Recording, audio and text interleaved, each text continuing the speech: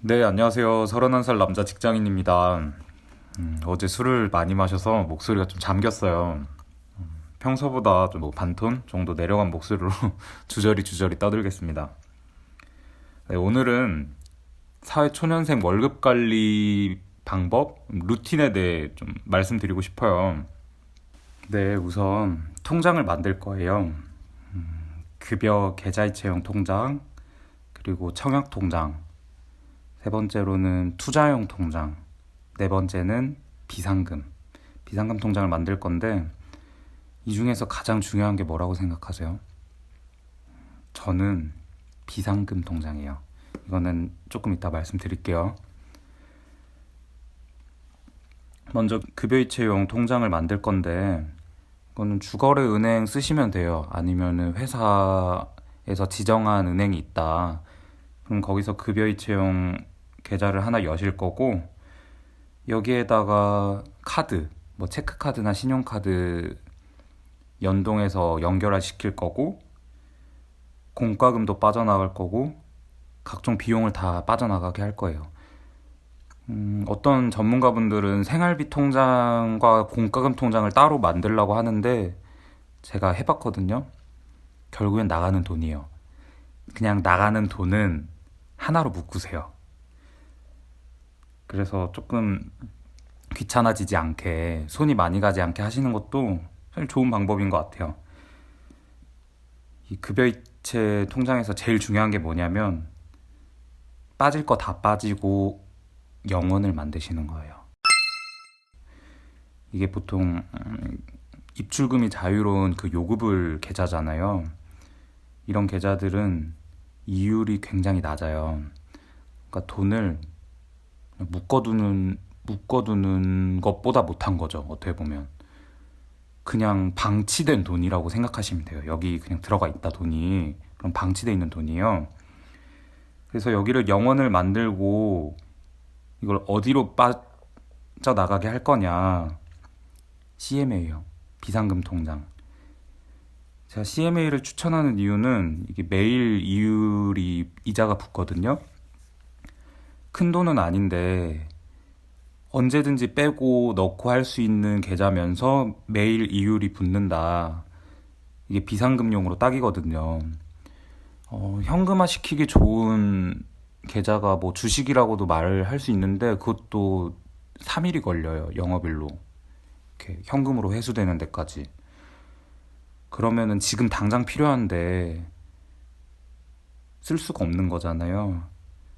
그래서 이거 CMA로 그대로 들어가는 겁니다.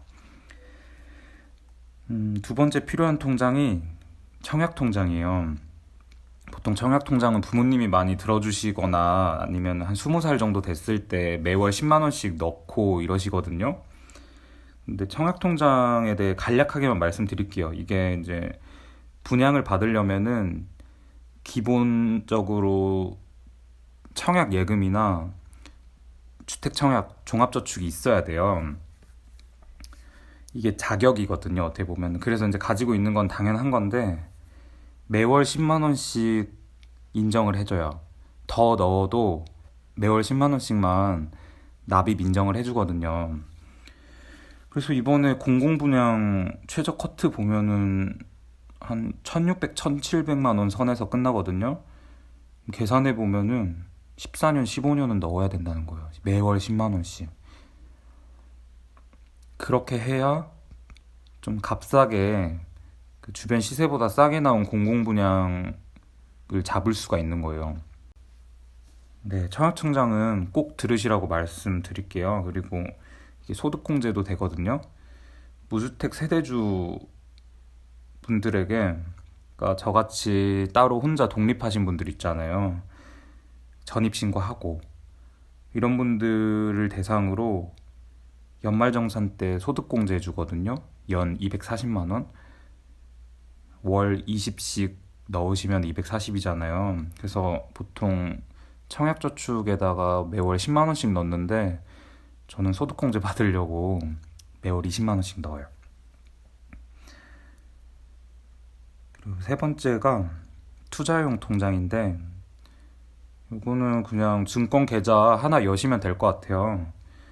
뭐 투자라고 하면은 되게 거창해 보이는데 쉬운 예금 적금부터 투자라고 생각하시면 돼요. 예금 적금, 펀드, 주식, 뭐 연금 저축, 보험 이런 게 이제 투자 계좌로 빠져나갈 건데 잘 모르겠다. 적금 드세요. 자동이체 할 필요는 없고 매월 일정 금액을 그냥 넣는 거예요. 적금 통장에. 그게 이제 만기가 되면은 꽤 큰 돈이 되거든요. 그때를 위해 그냥 넣는 것도 괜찮고 펀드는 추천하지 않을게요. 이게 펀드라는 게 단점이 좀 많아요. 일단 손실의 위험성도 있고 그 손실을 증권 운영하는 사람이 손실을 끼쳤는데 제가 보상받을 길이 없어요. 그러니까 남한테 돈을 맡기고 잃어도 그만, 따도 그만. 그래서 저는 좀 주도적으로 투자를 하는 편이어서 펀드는 좀 저랑 안 맞더라고요. 그리고 주식해요, 저는. 뭐 크게 하는 건 아니고 매월 일정 금액 적금처럼 주식을 사는 거예요. 지금 코로나 때문에 많이 떨어졌죠. 그래서 주식하는 분들이 좀 힘들어 하는데 그래도 저는 꾸준히 사요. 어차피 이걸 안 샀다면은 적금이 들어갔을 텐데 주식은 좀 오르락 내리락 하는 거 보면 재밌거든요. 그래서 주식도 하는 거 조금 소규모로 하는 거 추천드릴게요. 근데 빚내서 하는 거는 그냥 패망의 지름길이라고 생각하시고 빚내지 말고 월급의 어느 선, 뭐 10만 원부터 한 50만 원 아니면 100만 원 사이 정도 그 정도 꾸준히 주식을 매수하고 매도하고 해보면 좀 판단력이 길러질 거예요. 좀 시장을 흘러가는 것도 보이고 그래서 주식도 나쁜 거 같진 않아요. 그리고 전 개인연금 들거든요. 제가 다니는 회사가 뭐 공무원이 아니어서 연금이 안 나와요. 그래서 퇴직금만 딱 나오는데 조금 불안한 거예요. 국민연금이랑 퇴직금이랑만 딱 하기에는. 그래서 개인 퇴직연금 들었어요. IRP라고 부르거든요. 이게 연 700만 원 한도에서 세액공제 혜택이 있어요. 그래서 저는 월 30만 원씩 넣고 있어요. 사실 마음 같아서는 700만 원 다 채우고 싶은데 월급이 또 한정적이잖아요. 그래서 연금 한 30만 원씩 매월 고정으로 넣고 있습니다. 그리고 보험인데 이거는 회사에서 단체 보험 있거든요. 거기에다가 실비 보험 하나 들고 자동차 보험 이렇게 해서 보험료 빠져나가거든요. 이렇게 투자용 계좌를 하나 만드시면은 쏠쏠한 재미? 한 달에 한 번 월급 주는데 소규모라도 재테크해서 몇만 원, 몇십만 원씩 벌어야 하지 않겠습니까? 네. 그래서 추천드릴게요. 투자용 통장 만드시는 거. 그리고 마지막으로는 CMA 비상금 통장인데 여기에 항상 돈이 있어야 돼요. 있을 거고. 급여 받은 남은 금액을 몽땅 CMA로 넣으시고 조금 많다, 돈이 많아졌다, 여기 있는 돈을 투자용 통장으로 바꾸시는 거예요. 그리고 돈이 좀 적다 그러면은 다시 추가를 좀 해주시고 여기에다가 비상금이 왜 필요하냐면은 생각보다 돈이 현금을 안 쓸 것 같잖아요. 어차피 신용카드 쓰면은 쭉 한 달에 빠져나갈 거고 체크카드 쓰면은 그 생활비 통장 내에서 딱 쓰면 된다고 생각하는데 경조사나 그리고 선물 연애하시면은 선물 주고받고 하잖아요. 그런 것도 좀 예기치 못하게 나갈 수 있는 돈이고 그리고 생각보다 관리비나 과태료 이런 것도 조심하셔야 돼요. 초과 관리비가 나올 수도 있고 벌금이나 그 과태료를 물 수도 있어요. 저도 주차 딱지 한번 떼어놔가지고 돈 뜯겼는데 이런 돈들은 내야 되잖아요. 그때 이제 여기에서 빛을 발하는 거예요. 그리고 주말에 술 마시면 엠빵 하잖아요. 돈 붙여줘야 되잖아요. 한 명이 긁고 그때도 현금이 나갈 상황이 생기는 거예요. 그래서 CMA에는 돈을 어느 정도는 유지를 하고 있으셔야 돼요. 이거 영원 되면은 이제 유동성 위기 오는 거예요. 기업으로 보면은 부도 난 거예요. 여기에다가 꼭 돈을 채워 넣으셔야 합니다. 그래서 오늘 하고 싶은 말을 요약해보면 통장을 만들어라. 급여계좌, 청약, 투자통장, 그리고 비상금 만드시고 하나 꿀팁은 급여 통장은 나갈 거 다 나가고 무조건 영원을 만드시라고. 영원을 꼭 만드시라고 얘기를 드릴게요. 그래서 그 돈이 어디로 가냐? CMA로. CMA를 꼭 만들어서 거기에 돈을 넣어주세요.